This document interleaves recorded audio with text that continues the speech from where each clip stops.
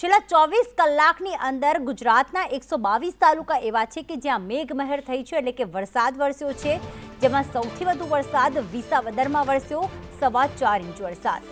ગાંધીધામમાં પણ 4 ઇંચ વરસાદ ખાબક્યો છે, તો દાંતામાં 2.5 ઇંચ અને સરસ્વતીમાં પણ 2.5 ઇંચ વરસાદ વરસ્યો, જ્યારે 24 કલાકની અંદર ખેડામાં 2.25 ઇંચ વરસાદ ખાબક્યો છે.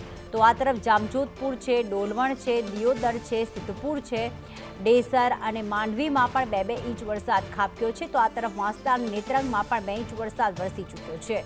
વાત અંજારની કરીએ કે પાટણની કરીએ, ત્યાં 1.5 ઇંચ વરસાદ વરસ્યો, ખંભાળિયામાં પણ 1.5 ઇંચ વરસાદ વરસ્યો છે. એટલે કે સમગ્ર રાજ્યમાં મેઘમહેર યથાવત અને છેલ્લા 24 કલાકની અંદર 122 તાલુકાઓ એવા છે કે જ્યાં વરસાદ વરસ્યો છે, જેમાં સૌથી વધુ વરસાદ વિસાવદરમાં 4.25 ઇંચ જેટલો વરસ્યો છે.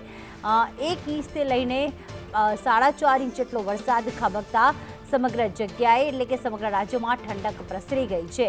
તો કચ્છ હોય, સૌરાષ્ટ્ર હોય કે દક્ષિણ ગુજરાત હોય, ત્યાં સારો એવો વરસાદ વરસી રહ્યો છે.